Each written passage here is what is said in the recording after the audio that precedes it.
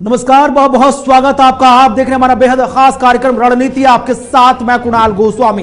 तो 2024 के लक्ष्य को भेदने के लिए रणनीति बनाई जा रही है, रणनीति बिठाई जा रही है और इसी रणनीति के खेल में बिहार में खेला हो गया, जहां पर बीजेपी और अब जेडीयू सरकार बनाते नजर आ रहे हैं और नीतीश बाबू कहते नजर आए कि जेडीयू आरजेडी का गठबंधन पुराने कल की बातें हैं।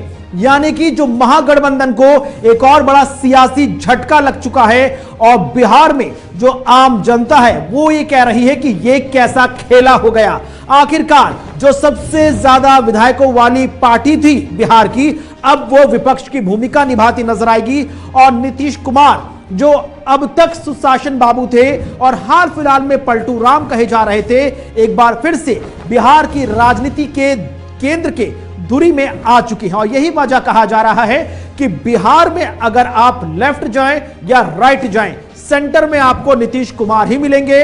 और अब आज वो दिन महत्वपूर्ण आ गया है जहां पर नीतीश कुमार ने कह दिया कि भाई हां, हम अवसरवादी हैं। जहां जहां बिहार में विकास के अवसर नजर आएंगे और विकास के अवसर को ध्यान में रखते हुए जिसका साथ लेने की जरूरत होगी, हम वो साथ लेते नजर आएंगे। लेकिन पर्दे के पीछे 2024 के लक्ष्य को भेदने के लिए जो खिचड़ी बनी, जिस तरह के इंग्रेडिएंट्स डाले गए, उनमें अब एक एक करके तमाम चीजें शीशे की तरह, दर्पण की तरह, मिरर की तरह साफ होती नजर आ रही हैं। लेकिन 2024 का जो ताना बाना बुना जा रहा है, एनडीए के घटक दलों को फिर से जोड़ने की कोशिश की जा रही है, वो इस लक्ष्य को भेदने में कितना कामयाब रहेंगे। और जो बड़ा सियासी झटका इंडी ब्लॉक को लगा है, उसके बाद क्या इंडी ब्लॉक रहेगा या अब ये सब अपने अपने रास्ते चलते नजर आएंगे, इसी पर हम विस्तार से चर्चा करेंगे। दो बेहद खास मेहमान भी हमारे साथ जुड़ेंगे, लेकिन कुछ जानकारियां आपके साथ हम साझा करने जा रहे हैं। अब कुछ ग्राफिक्स के माध्यम से आपको डिटेल देने जा रहे हैं और बताने जा रहे हैं कि आखिरकार किस तरह से जो तमाम चीजें हैं वो अब रखी जा रही हैं। सबसे पहले आप देखिए कि बीजेपी ने इस महागठबंधन के लिए क्या कुछ शर्तें रखी और जेडीयू को किस तरह से परेशानी का सामना करना पड़ा।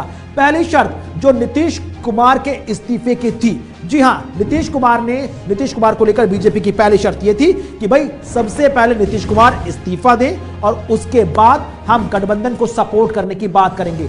पहली स्थिति में जो पशुपेश में नजर आए नीतीश कुमार, वो ये था कि बीजेपी को लेकर आशंकाएं थी, क्योंकि इससे पहले भी तो आरोप लगाया है कि बीजेपी जेडीयू को तोड़ने का काम कर रही थी, जिसकी वजह से हमने देखा था कि महागठबंधन बना था और नीतीश कुमार आरजेडी के साथ चले गए थे। दूसरी स्थिति और दूसरी शर्त क्या कुछ कहती है, वो हम आपको दिखाने जा रहे हैं।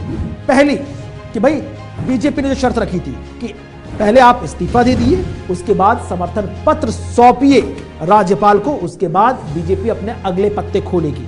जबकि दूसरी तरफ जेडीयू की यह परेशानी थी कि कुछ विधायकों में नाराजगी थी बीजेपी नेताओं को लेकर, क्योंकि भाई पिछले कई समय से तो वो कोस रहे थे बीजेपी को पानी पी पी कर, अचानक 24 घंटे के अंदर कैसे बीजेपी के पक्ष में बयान देते नजर आएंगे।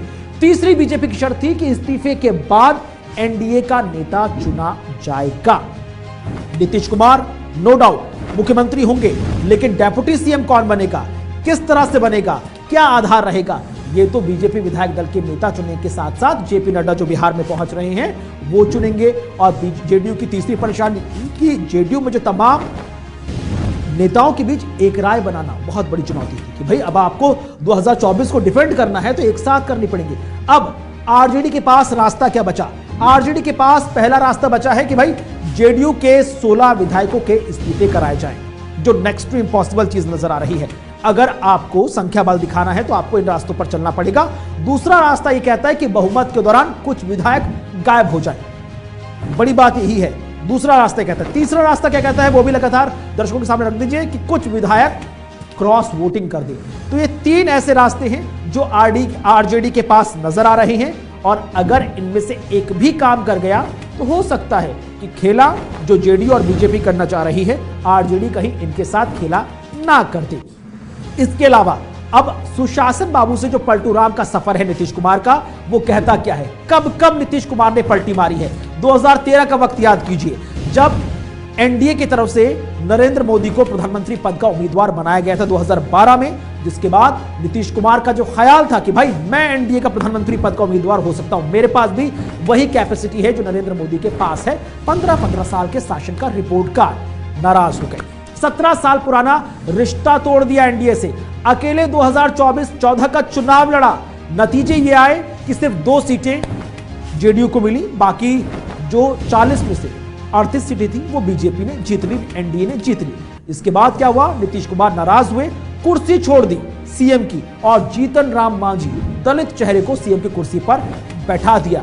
2015 का विधानसभा चुनाव अकेले लड़ा, बहुमत तो हासिल नहीं हो पाया। उसके बाद उन्होंने 2015 में पलटी मारी और नीतीश कुमार ने लालू प्रसाद यादव को याद करते हुए उनके साथ चल दिए और गठबंधन की सरकार बनाई।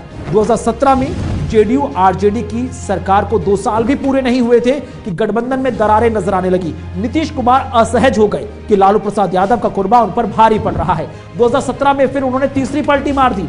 नीतीश कुमार ने नोटबंदी और जीएसटी समेत कई मुद्दों पर बीजेपी का खुलकर समर्थन कर दिया, जिसके बाद आरजेडी असहज हो गई। नतीजा यह हुआ कि आरजेडी के लालू प्रसाद यादव के तमाम परिवारों पर सीबीआई की एक के बाद एक कार्रवाई से नीतीश कुमार को बैकग्राउंड मिल गया कि भाई ये पार्टी तो भ्रष्टाचारी है, हम भ्रष्टाचारी के साथ कैसे रहेंगे। लिहाजा नीतीश कुमार ने इस्तीफा दे दिया। महागठबंधन की सरकार 2017 में गिर गई और 15 घंटे के अंदर, नो डाउट 24 घंटे छोड़िए, 15 घंटे के अंदर आरजेडी और जेडीयू ने, बीजेपी और जेडीयू ने सरकार बना दी और नीतीश कुमार फिर से सीएम बन गए। 2022 का वक्त याद कीजिए, जेडीयू ने बीजेपी पर पार्टी तोड़ने और साजिश रचने का आरोप लगाया। 2022 का वक्त देखिए किस तरह से नीतीश कुमार फिर असहज हो गए और 9 अगस्त 2022 को नीतीश कुमार ने ऐलान कर दिया कि भाई जेडीयू और बीजेपी की सरकार खत्म हो रही है, गठबंधन खत्म हो रहा है, हमारी पार्टी को तोड़ने की कोशिश कर रहे थे। 2 दिन के अंदर फिर नीतीश कुमार और लालू प्रसाद यादव साथ आ गए और सरकार बना दी गई।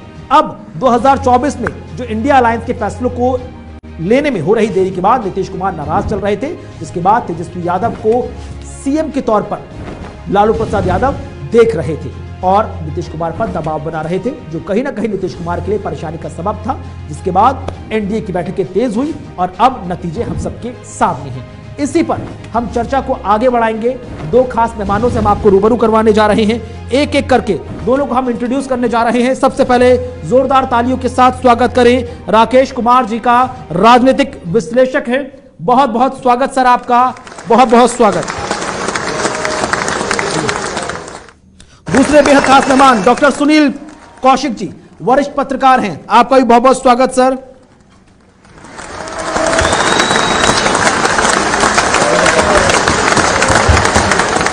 तो चर्चा को आगे बढ़ाएंगे बिना किसी देरी के, क्योंकि बिहार में जो राजनीतिक समीकरण है वो पल पल बदलते नजर आ रहे हैं और जिस तरह से हर पल अपडेट निकलकर सामने आ रही है, बयानबाजियां निकलकर सामने आ रही हैं, उसने हर किसी को परेशान कर दिया है। राकेश जी, शुरुआत आपसे करूंगा, ओपनिंग कमेंट ले लूंगा कि जो बिहार में हुआ, आप पिछले कई दिनों से इसको ऑब्जर्व कर रहे थे, आपको लग रहा था कि ये तो होना ही था, 24 नहीं तो 48 घंटे नहीं तो लोकसभा चुनाव से ऐन पहले नीतीश कुमार को आरजेडी या इंडी ब्लॉक को छोड़ना ही था।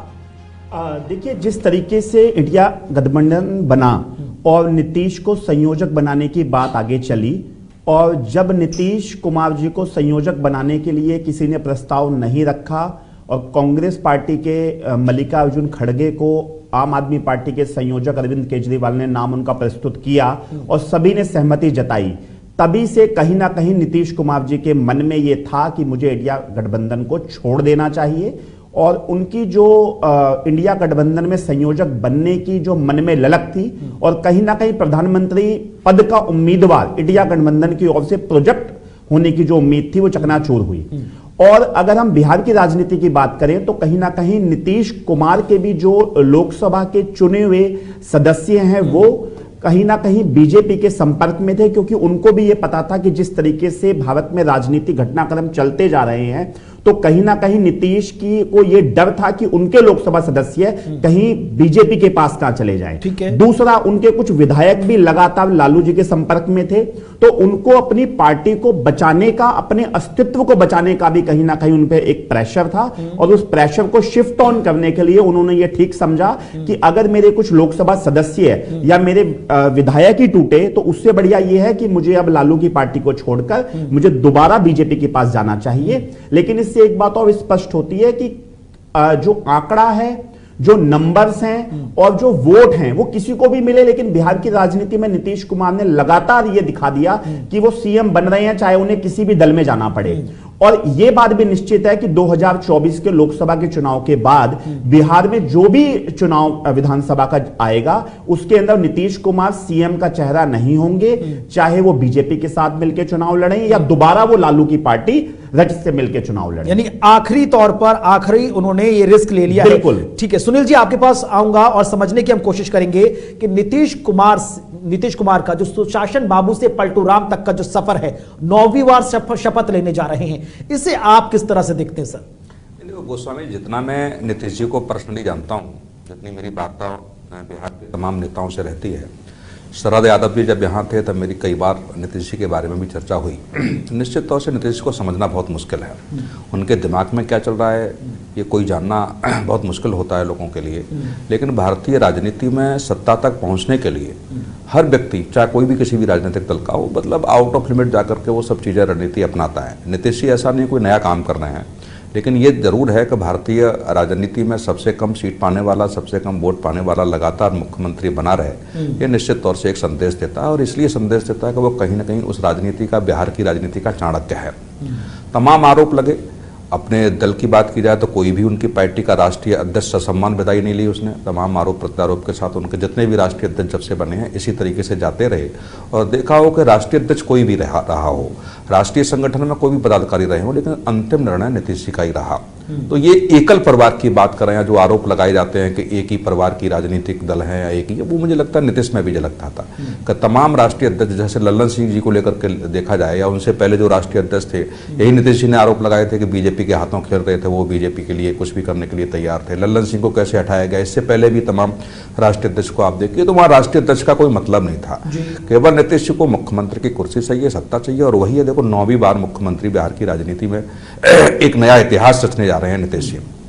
लोकसभा का चुनाव है, हम लोग समझ रहे थे कि हो सकता है कि लोकसभा का चुनाव इंडिया गठबंधन के साथ लड़ें, विधानसभा का चुनाव फिर बीजेपी के साथ जाएंगे। लेकिन एक ऐसी रणनीति जहां कर्पूरी ठाकुर जी को भारत रत्न देकर के बिहार की राजनीति में भूचाल लाके खड़ा कर दिया और नीतीश जी को मजबूर कर दिया। मैं कहूंगा एक दिन की, 2 दिन की रणनीति नहीं है, ये बहुत दिनों से मुझे लगता है नीतीश जी घुटन महसूस कर रहे थे। जो ब्यूरोक्रेसी पे कब्जा लालू जी की पार्टी ने, लालू जी के नेताओं में देखा, और तमाम ऐसे सनातन के खिलाफ बयान आ रहे थे, निश्चित तौर से मुझे लग रहा है नीतीश जी संभालने में बहुत मुश्किल नीतीश जी को हो रही थी। यानी कि आप ये कहना चाहते हैं कि भविष्य में जो सियासी हवाएं चल रही थी उसका रुख यहां पर नीतीश कुमार ने भाप लिया था। और अब तक जो रामविलास पासवान को कहा जाता कि भाई वो राजनीतिक वैज्ञानिक है, मौसम वैज्ञानिक तो होते थे लेकिन राजनीतिक वैज्ञानिक है कि आखिरकार हवाएं कहां चलने वाली। मैं ठीक है लौटूंगा आपके पास, लेकिन इससे पहले किस तरह के पॉलिटिकल रिएक्शन अभी जो रिसेंट रहे हैं आए हैं, आइए आपको सुना देते हैं कि नीतीश बाबू ने क्या कहा, गिरिराज सिंह ने क्या कहा और कांग्रेस अध्यक्ष मल्लिकार्जुन खड़गे ने क्या कुछ कहा है। हमने पहले ही, हमको इत्तला मिली थी कि लालू जी से जब बात किया, तेजस्वी से जब बात किया था, उन्होंने बोल रहे थे कि हमको भी ऐसा संशय आ रहा है कि ये हमारे हाथ से चले जाएगा, तो इसीलिए हम और आप मिलकर लड़ना है, लड़ेंगे। मैं फिर भी कोशिश करता हूँ उनको अपने साथ रखने का। अगर वो रहना चाहते हैं तो ठीक है, अगर हम कितना कहे तो भी अगर वो जाना चाहते हैं तो वो जाएगा ही। इसीलिए ये पहले से मालूम था, लेकिन हमने इंडिया अलायंस को इंटैक्ट रखने के लिए हम वहाँ के कोई बात अगर गलत करेंगे तो वो रॉन्ग मैसेज जाए। आप सब लोगों को हम बता देते हैं कि आज हमने इस्तीफा दे दिया, समझ गए ना। आज हमने मुख्यमंत्री से इस्तीफा दे दिया और जो सरकार थी उसको भी समाप्त करने का हमने आज गवर्नर साहब को दे दिया। ऐसी नौबत क्यों आई ऐसी? अरे इसलिए नौबत हुई है कि ठीक नहीं चल रहा था, तो इसीलिए थोड़ी परेशान। आप लोग तो हमसे बहुत पूछ रहे थे, हम बीच में बंद कर दिए थे कुछ बोलना, तो हम देख रहे थे। तो वही सब लोगों की राय, अपने पार्टी के लोगों की राय, चारों तरफ से राय आ रही थी। नीतीश कुमार जी को मैं धन्यवाद देता हूं कि उन्होंने इस्तीफा दे दिया। उनकी जो भी मजबूरी रहे, लेकिन बिहार पेशोपेश में था। क्या फिर से बिहार को 1.5 साल में जंगल राज 2 की स्थिति आ गई थी। अगर लालू जी की सरकार तेजस्वी का ताजपोशी हो जाता तो बड़ी कठिनाई होती। तो सुना आपने क्या कुछ कहा कांग्रेस अध्यक्ष मल्लिकार्जुन खड़गे ने, क्या कुछ कहा जेडीयू प्रमुख नीतीश कुमार ने और क्या कुछ कहा गिरिराज सिंह ने। लेकिन राकेश जी, जो बातें यहां पर नीतीश बाबू कहते नजर आए, क्या वो जस्टिफाइड लगती हैं? क्या वो गले से नीचे उतरती हैं कि भाई मैं बहुत दबाव में था, लगातार बिहार के विकास के संबंध में जितनी बातें कही जा रही थी वो हो नहीं पा रही थी, हमने नौकरी बांटने की कोशिश की, आम जनता जो क्रेडिटेबल थी, लेकिन यहां पर आरजेडी जो ब्यूरोक्रेसी पर हावी होती नजर आ रही थी, वो कह रही थी नहीं भाई हमारे सपोर्टर्स को ज्यादा ध्यान में दिया जाए। लिहाजा उन्होंने कहा कि हां मैं अवसरवादी हूं, जहां अवसर मिलेगा बिहार के विकास के लिए मैं वो काम करूंगा।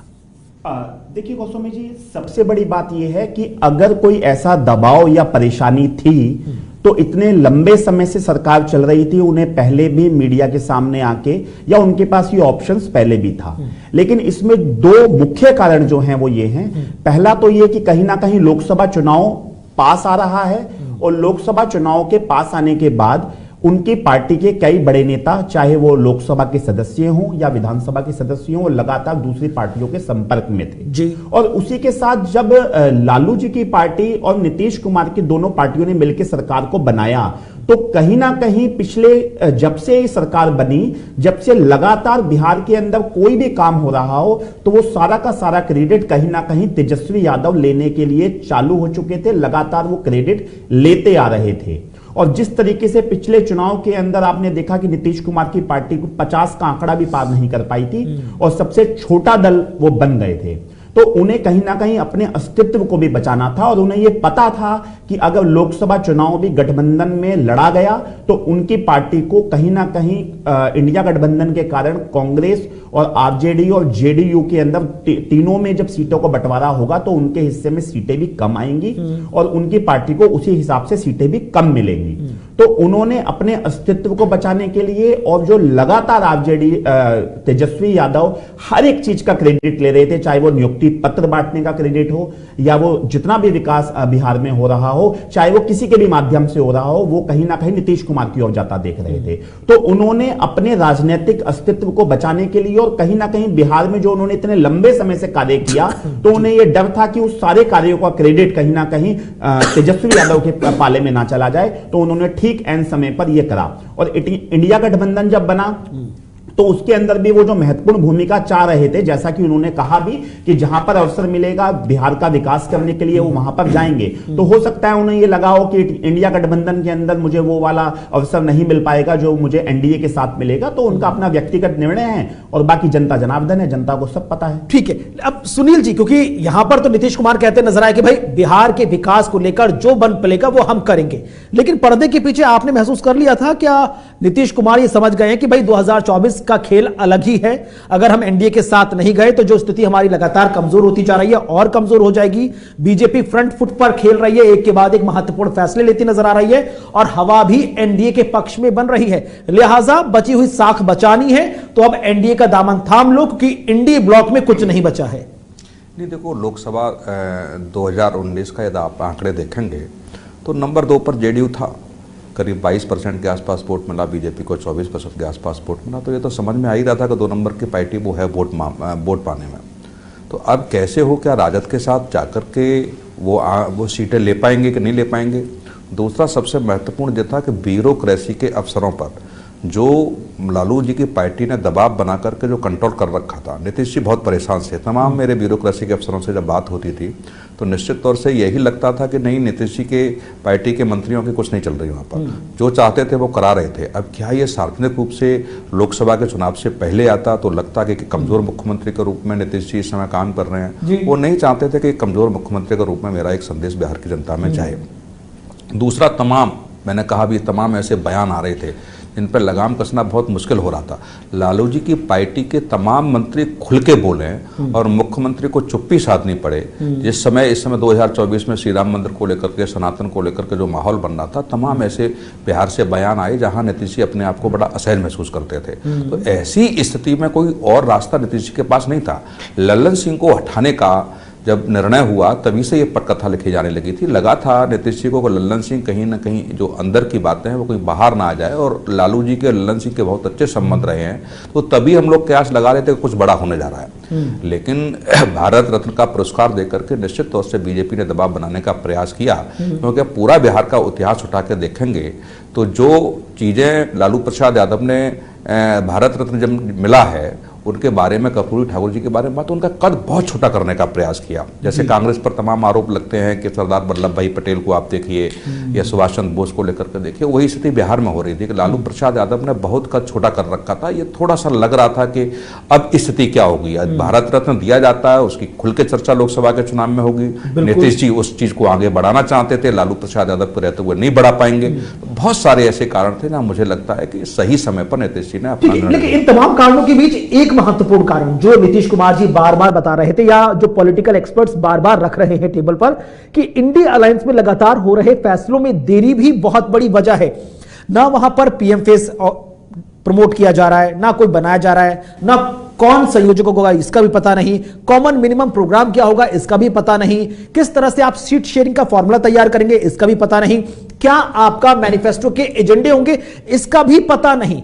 तो नीतीश कुमार तो बार बार कह रहे थे कि भाई जल्दी जल्दी फैसले लो तो पता चले हम रणनीति बनाएं, आप फैसले लेने को तैयार ही नहीं हो। जब इस गठबंधन का नाम इंडिया रखा जाता है तब नीतीश जी को भरोसे में नहीं लिया गया था।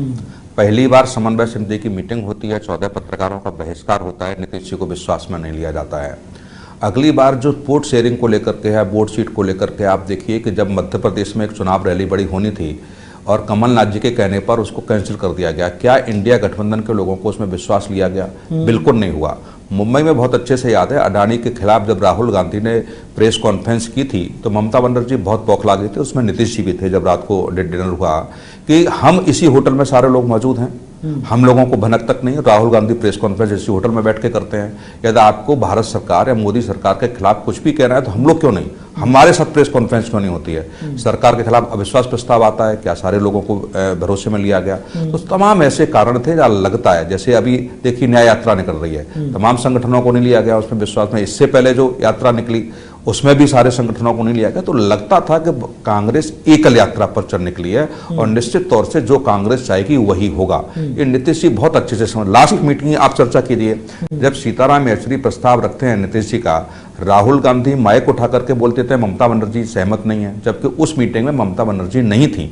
ममता बनर्जी के अलावा और राजनीतिक दल थे, उनको कम से कम चर्चा करते कि आप लोग सहमत है कि नहीं है। तो जहां सोनिया गांधी और खड़गे साहब की चुप्पी बिल्कुल ब्याह कर रही थी, नीतीश जी को लगने लगा था अब यह इंडी गठबंधन में कुछ होने वाला नहीं है, बहुत कुछ सिर से ऊपर पानी, यानी कुल मिलाकर नाइंसाफी हुई। जिस एनडीए गठबंधन, जिस इंडी गठबंधन की आधारशिला ही नीतीश बाबू ने रखी थी, उनके साथ ही कहीं ना कहीं अन्याय होगा। लौटूंगा सर, कुछ महत्वपूर्ण सवाल हैं और लौटूंगा तो पहला सवाल यह होगा कि नीतीश कुमार बिहार की सियासत और लोकसभा चुनाव 2024 के लिए जरूरी है या मजबूरी है? छोटा सा ब्रेक, जल्द हाजिर होंगे, देखते रहें रणनीति।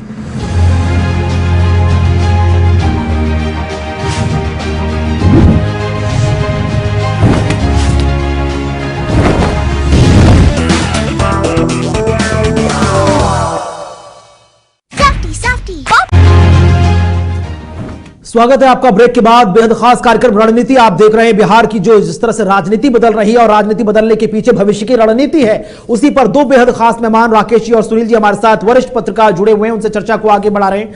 राकेश जी, महत्वपूर्ण सवाल जो ब्रेक से पहले मैंने रखा था कि नीतीश कुमार कितना जरूरी है या कितनी बड़ी मजबूरी है बिहार में अगर सरकार बनानी है, क्योंकि चाहे आरजेडी हो या बीजेपी, दोनों कोई भी सरकार बनाए, नीतीश कुमार तो सीएम रहेंगे ही रहेंगे। देखिए गोस्वामी जी, बिहार की राजनीति के अंदर अगर हम जादुई आंकड़े को देखें तो निश्चित तौर पर नीतीश कुमार जी की पार्टी जेडीयू तीसरे स्थान पर रही, लेकिन चाहे वो आरजेडी को सरकार बनानी हो या एनडीए को सरकार बनानी हो, नीतीश कुमार जी का उस तरफ जाना बहुत जरूरी है। और जिस तरीके से अभी लोकसभा चुनाव आ रहा है और बीजेपी ने अपनी जो चुनावी रणनीति है उसको कहीं ना कहीं बनाना शुरू कर दिया है, तो उसी कड़ी में अगर हम देखें तो सभी प्रदेशों में से बिहार की में अंदर जो राजनीति है वो सबसे बड़ी और कहीं ना कहीं चाणक्य राजनीति माना जाता है बिहार की राजनीति को।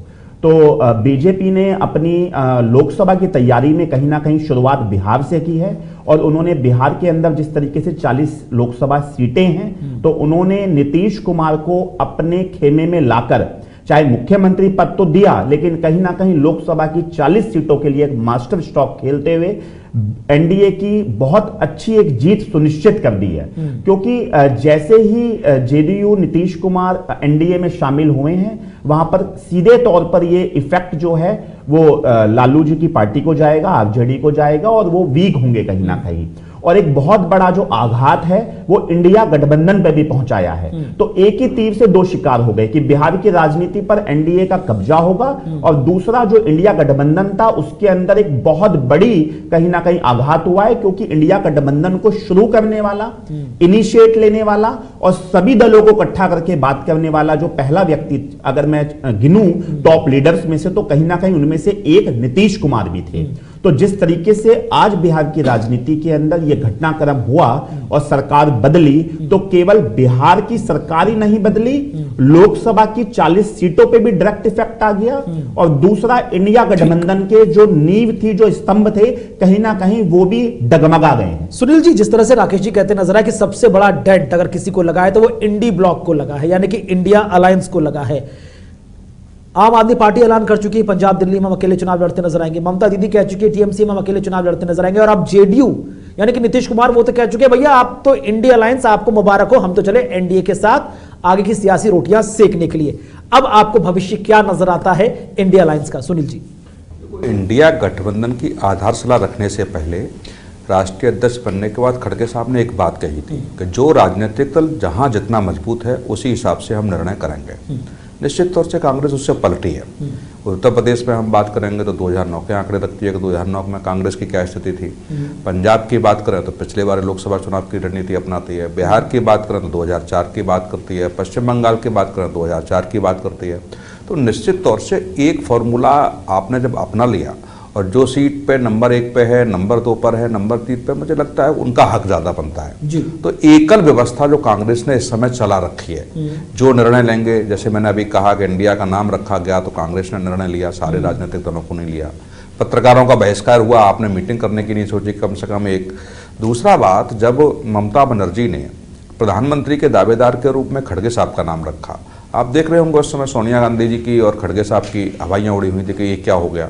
मतलब कोई भी मीटिंग करने से पहले एक ब्लूप्रिंट तैयार होता है, कौन क्या प्रस्ताव रखेगा, कौन कैसे बोलेगा, कौन उस पर समर्थन करेगा। लेकिन पिछली 4 मीटिंगों में मैं अपने अनुभव के हिसाब से कह सकता हूँ कोई ब्लूप्रिंट तैयार नहीं था, जो जिसके मन में आ रहा है वो बोल रहा है। तो इसका मतलब आप में सामंजस्य है ही नहीं, केवल आप दिखाने के लिए भाजपा को हराने का उद्देश्य से आप कर रहे हैं। लेकिन मेरा मानना है कि केवल और केवल सारे राजनीतिक दल अपने अस्तित्व को बचाने की लड़ाई लड़ रहे थे, जनता के मुद्दों की लड़ाई नहीं थी, ये समझ में आ रहा है। निश्चित तौर से आप देखिए, कांग्रेस हो या कोई भी राजनीतिक दल हो, जब भाजपा जैसे बड़े राजनीतिक दल से आप टकरा रहे हैं तो कम से कम थोड़ा बहुत तो आहुति आपको भी देनी पड़ेगी। आपको लगता है कि इंडिया अलायंस के जो नेता हैं, मुख्य रूप से कांग्रेस पार्टी, वो सवालों के जवाबों से भाग रही थी?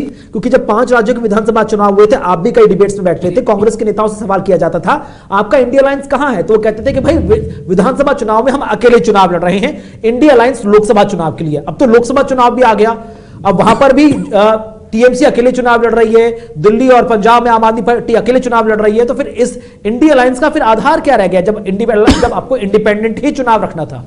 देखिए कि 2 महीने पहले जब कांग्रेस के बड़े नेताओं की मीटिंग राहुल गांधी की अध्यक्षता में हुई और ये कहा कांग्रेस के नेताओं ने कि हम 7 सीटों पर तैयारी करेंगे, शाम तक बौखला गई थी आप पार्टी, और आप पार्टी के दबाव में कांग्रेस को ये बताना पड़ा कि नहीं, सारी सीटों पर हम तैयारी करेंगे, पता नहीं कौन सी सीट किसके हिस्से में आएगी।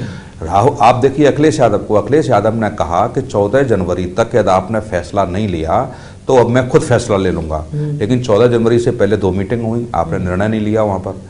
अभी कल जाके आप अखिलेश यादव को बोलना पड़ा 11 सीटें हम आपको दे रहे हैं। निश्चित तौर से आपके जो क्षेत्रों के या प्रदेशों के छत्रप जो हैं या कहें प्रदेश अध्यक्ष हैं, वो क्या कर रहे हैं, उनके पास रिपोर्ट नहीं है। पिछली बार जब समाजवादी पार्टी से मीटिंग हुई थी तो यही सलमान खुर्शीद ने कहा था कि हमारे जो प्रभारी है वो तैयारी ठीक से उत्तर प्रदेश की नहीं कर पा रहे हैं, इसलिए मीटिंग टाली जा रही है। आप बताइए, इतनी महत्वपूर्ण चीज, तब आपके पास जवाब था कि हम 5 राज्यों के विधानसभा चुनाव में लगे हुए हैं, समय हमारे पास नहीं है, उसके बाद हम तय करेंगे। उसके बाद फिर आपने देखा रोज मीटिंग पर मीटिंग टाली जा रही है। तो निश्चित तौर से आप कहिए कि क्षेत्रीय दलों को दरकिनार करके कांग्रेस अपने छतरी के नीचे ला करके अपने वर्चस्व को कायम करना चाहती है। यानी कहीं ना कहीं आम जनता जो लीडरशिप क्वालिटी देखती किसी नेता का चुनाव करने के लिए, यहां पर इंडिया अलायंस में एक भी ऐसा नेता नहीं था जहां पर आपको लीडरशिप की क्वालिटी नजर आए। और ऐसा ही महत्वपूर्ण सवाल हमारे तमाम रिपोर्टर्स ने बिहार की आम जनता से किया, क्या नीतीश कुमार भरोसे लायक हैं या नहीं? किस तरह का रिएक्शन बिहार की आम जनता ने दिया, सुनिए। देखिए, आधिकारिक रूप में तो अभी ये कुछ कहना जल्दीबाजी होगी। अभी तक तो वो इंडिया गठबंधन में है और अभी तक के उनके जो कार्य रहे हैं जनहित में वो बड़े सराहनीय रहे हैं और वो बहुत विवेकशील मुख्यमंत्री के रूप में जाने जाते हैं। क्या वो विश्वास के पात्र हैं या नहीं? देखिए, विश्वास के पात्र नहीं है तो पिछले 18 वर्ष से वो मुख्यमंत्री रहे हैं या किसी के लिए भी बड़ा दुष्कर कार्य हुआ करता है। विश्वसनीयता ही उनकी पूंजी है और वो विश्वास की सीढ़ी पर चलकर ही अगला कदम उठाते हैं। बिल्कुल नहीं, नीतीश कुमार बिल्कुल भी भरोसे के लायक मुख्यमंत्री नहीं है बिहार में, क्योंकि आप देख सकते हैं कि जब भी वो गए हैं तो अपनी कुर्सी के लिए पार्टी बदलते रहते हैं, इसलिए उन पर भरोसा नहीं किया जा सकता। अच्छा, एनडीए में जा रहे हैं, भाजपा का दामन थाम के बात सामने आ रही है कि नीतीश कुमार को मुख्यमंत्री बनाया जाएगा। देखिए, अगर वो भाजपा में जाएं, एनडीए में जाएं, किसी भी पार्टी के रूप में जाएं, जुड़े, लेकिन वो केवल अपनी फायदे के लिए, अपनी कुर्सी के लिए जाते हैं। तो बिहार के लोगों को इस बात को समझना होगा कि इस चुनाव में नीतीश कुमार कभी भी अपने फायदे की बात करते हैं, अपनी कुर्सी बनाए रखने के लिए, अपनी कुर्सी की गरिमा के लिए वो काम करते हैं। तो वो बिल्कुल भी बीजेपी में जा करके भी कहीं ना कहीं बीजेपी भी अपने फायदे के लिए शायद अभी जोड़े नीतीश कुमार को, लेकिन साथ छोड़े तो ये जोड़ तोड़ की गणित होती रहेगी। नीतीश कुमार बिल्कुल भी भरोसे के लायक नहीं है, समझना होगा बिहार की जनता को। अरे भाई, नीतीश जी तो अभी तक भरोसे लायक न थे न हैं, वो तो अभी दूसरे पार्टी में चले गए। ये हमेशा पार्टी बदलते आए हैं। क्या परिचय हुआ जी? परिचय मेरा नवल किशोर कुमार है, मैं केवड़सा का रहने वाला हूँ। बिल्कुल विश्वास पात्र के लायक है, पूर्व में भी थे, अब भी हैं। नेता पक्ष का दरवाजा बंद कहाँ हुआ लगता है? क्या लगता है कि वो विश्वास पात्र के लायक हैं? बिल्कुल बिल्कुल विश्वास पात्र के। बढ़िया है, लोग उनको चाहते भी हैं और जब वो भाजपा के साथ आए हैं तो अच्छा अच्छा काम भी किए हैं। देखिए, पटना का सारा रूट का पुल पुलिया इतना दिए बना दिए हैं। तो सुना आपने राकेश जी, किस तरह से जो तमाम आम जनता है मिक्स रिएक्शन दे रही है। कोई कह रहा है कि भरोसे लायक है, कुछ लोग कह रहे हैं भरोसे लायक नहीं है। एक महत्वपूर्ण सवाल कि अगर वो भरोसे लायक है तो बीजेपी ने क्या कुछ चीजें देखकर एनालाइज की, क्योंकि बीजेपी भी तो सेफ गेम खेलेगी ना। बीजेपी तो कोई रिस्क नहीं लेगी, क्योंकि वो पिछले 2000 हम देख रहे हैं 2005 से देखती चली आ रही है, कभी आ रहे हैं, कभी जा रहे हैं, आ रहे हैं, कभी जा रहे हैं। इस बार बीजेपी ने क्या कुछ आंक लिया कि इस बार उनको साथ ले लिया? जो अब तक रेड सिग्नल था वो ग्रीन सिग्नल में आखिरकार रात भर में कैसे तब्दील हुआ? देखिए गोस्वामी जी की एक कहावत है कि एक ही किनारे पर शेर और बकरी एक साथ पानी नहीं पिया करते, लेकिन राजनीति के अंदर ये कहावत को पलट दिया गया है। एक ही किनारे पर शेर और बकरी एक साथ भी पानी पी सकते हैं। राजनीति के अंदर सब कुछ संभव है। कहीं ना कहीं कोई भी पॉलिटिकल पार्टी हो, वो अपने फायदे के लिए किसी भी पार्टी, किसी भी दल के साथ मिलके चुनाव लड़ सकती है और कभी भी पार्टी को बदला जा सकता है। चाहे वो हम चुनाव के समय पे देख लें, अगर किसी पॉलिटिकल पार्टी से किसी कैंडिडेट को भी टिकट नहीं मिलती तो वो फटाफट से अपनी पार्टी को बदल लेता है। इसी तरीके से बीजेपी को भी आने वाले लोकसभा चुनाव के अंदर बिहार के अंदर ज्यादा सीटें जीतनी है और नीतीश कुमार को भी अपनी सीटों को बढ़ाना है ताकि बिहार की राजनीति में उनकी पार्टी का वर्चस्व बना रहे। तो इसी वजह से दोनों ही पार्टियों ने निर्णय लिया होगा कि अगर दोनों फिर से एक साथ हो जाएंगे तो जो विपक्षी गठबंधन है इंडिया है उसको आघात पहुंचेगा और वो कहीं ना कहीं और मजबूती से उभर के आएंगे। ठीक है। लेकिन सुनील जी, अगर हम बात करें एनडीए के अलायंस की, बात कर रहे हैं उपेंद्र कुशवाहा की, बात हम कर रहे हैं जीतन राम मांझी की, बात यहां पर हो रही है चिराग पासवान की, बात हो रही है यहां पर पशुपति पारस की, क्या ये असहज नहीं हो गए हैं? अगर एनडीए में जेडीयू वापस आ गई है, इनको जो उम्मीदें थी 2-2, 4-4 सीटें एक्स्ट्रा मिलने की, आपको लग रहा है कि जो संभावनाएं अब वो सीमित हो गई हैं, या फिर इन्होंने भी कॉम्प्रोमाइज करना सीख लिया कि भाई हमारे बिग बॉस बड़े भाई बीजेपी वाले हैं, जो वो कहेंगे हम साथ चल देंगे? नहीं, देखो 2019 के चुनाव में सारे लोगों को टिकट दी गई, 3-3 सीटें सबको दी गई, जीरो पे आके आप खड़े हो गए। निश्चित तौर से लोजपा ने 6 की 6 सीटें जीते, 17 सीटें नीतीश जी को दी गई, 17 में से 16 जीत लिए, 17 की 17 बीजेपी ने जीत ली। तो निश्चित तौर से यदि आप बात करेंगे वोट बैंक की, तो वोट बैंक किसी का कम नहीं है। 9-9.5 लाख वोट करीब मांझी साहब को मिले, चाहे वो एक भी सीट न ला पाए हों। तो इसका जो असर है बिहार की राजनीति में, उसको नकारा नहीं जा सकता। मांझी साहब दलित नेता हैं, बड़े वहाँ पे मुख्यमंत्री रहे हैं, लेकिन उनको साइडलाइन करने का कोई प्रयास नहीं कर सकता। राहुल गांधी ने सीधी सीधी बात उसने इसलिए की कि दलित वोट बैंक भी मायने रखता, 9.5 लाख वोट मायने रखते हैं। तो यही आप कह सकते हैं कि इनको थोड़ा सा डर रहा होगा, लेकिन बीजेपी ने बैठ के अमित शाह जी ने सबसे मीटिंग की है दिल्ली में, सबको भरोसे में लिया गया है और मुझे लगता है कुछ सीटें कटेंगी तो निश्चित तौर से नीतीश जी की पार्टी की सीटें काटेगी बीजेपी। क्योंकि आज की स्थिति में जो बयान आ रहे हैं नीतीश जी के कि मैं असहज था, बहुत सारी चीज़ें थी, दम घुट रहा था, या कह सकते हैं कि सामंजस्य ठीक से नहीं था लालू प्रसाद यादव उनके परिवार के साथ, तो ये लग रहा है कि बीजेपी की कम मजबूरी थी, नीतीश जी की ज़्यादा मजबूरी है। और यही लोकसभा चुनाव से पहले भारतीय जनता पार्टी तमाम बयानों के माध्यम से या सोशल मीडिया के माध्यम से ये दिखाने का प्रयास करेगी कि नीतीश जी हमारे पास चल के आए थे, हम नीतीश जी के पास नहीं गए। तो ये अब लोकसभा के चुनाव से पहले कैसे सीटों का बंटवारा होता है, मुझे लगता है कि 2 दिन इसलिए देरी हुई है कि कहीं ना कहीं सीटों के बंटवारे को लेकर के जो मंथन हुआ होगा वो निश्चित तौर से क्लियर हो गया होगा। ये नीतीश जी है, नीतीश जी ने बड़ा स्पष्टता के साथ सारी चीजें रखी गई होगी, जहां बीजेपी ने मोहर लगाई होगी। अब कुछ समय पहले जब कर्नाटक के, हिमाचल के नतीजे आए थे, तब लोग सवाल कर रहे थे बीजेपी से, एनडीए से, कि जो रूठे हैं उनको आप मना लीजिए, धीरे धीरे वापस लेकर आइए। बात हो रही थी शिवसेना उद्धव गुट की, बात हो रही थी वहां पर शिरोमणि अकाली दल की, बात हो रही थी जेडीयू की। अब क्या रास्ता बन गया है कि जो रूठे हैं वो वापस आएंगे और कुछ ऐसे हैं जो बिना मनाए ही वापस आ जाएंगे, कुछ को मनाने की कोशिश की जाएगी तो तुरंत मान जाएंगे? नहीं, देखो सबसे बात चल रही है, ऐसा नहीं है किसी से बात नहीं चल रही है। उद्धव ठाकरे से भी बात चल रही है, अकाली दल के तमाम नेताओं से भी बात चल रही है। और आप देखेंगे कि न्योता क्यों भेजा गया, न्योता भेजने का कारण ही वही था, लेकिन कुछ मजबूरियां हो सकती हैं। हो सकता है कि जो महाराष्ट्र की राजनीति में हुआ था वो ठाकरे पर बात बहुत आसानी से भुला पाएगा, ये नहीं है। लेकिन एक कार्यक्रम में आपने देखा होगा कि उद्धव ठाकरे के पैर छूते हुए वर्तमान मुख्यमंत्री दिख रहे हैं। तो ये सब चीजें सामंजस्य बैठाने की चीजें हैं, निश्चित तौर से एक संदेश देने की चीजें हैं। लेकिन लोकसभा का चुनाव बीजेपी के लिए बहुत महत्वपूर्ण है, या थोड़ा बहुत झुकना भी पड़ेगा तो बीजेपी झुकेगी, क्योंकि तमाम ऐसे सर्वे इस समय निकल के आ रहे हैं, आरएसएस ने भी सर्वे करवाए हैं, 2 कंपनियों से भी हैं, जहाँ बीजेपी की स्थिति बहुत अच्छी नहीं है। जैसे तरीके से बीजेपी समझ रही थी कि श्री राम मंदिर के बाद कुछ माहौल देश में क्रिएट होगा, जैसा माहौल मुझे लगता है दिख नहीं रहा है। तो निश्चित तौर से ये बीजेपी की रणनीति, और हमेशा भारतीय जनता पार्टी चाहे विधानसभा का चुनाव हो चाहे लोकसभा का चुनाव हो, हमेशा ए प्लान, बी प्लान और सी प्लान के साथ काम करती है। यदि ए प्लान फेल होता है तो बी प्लान आता है। जैसे आपने उत्तर प्रदेश में देखा कि भारतीय जनता पार्टी की सरकार नहीं आ रही थी तो बी प्लान था, तमाम नगराता के 70 से ज्यादा विधायकों की टिकट काटी जाएगी, विधायकों की टिकट रोक दी गई, तमाम नेताओं के साथ गठबंधन हुआ, छोटे छोटे राजनीतिक दलों को कैसे किस तरीके से मनाया गया, और बहुत सारी ऐसी आप देखो जाति समीकरण बैठाल करके।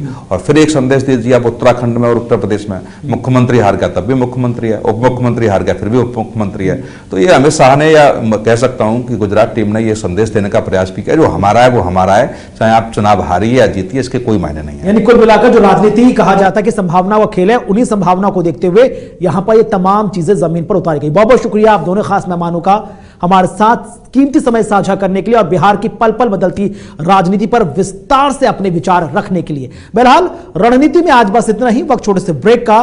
तमाम खबरों के लिए आप लगातार बने रहें JK24/7 न्यूज के साथ। हमें दें इजाजत। नमस्कार।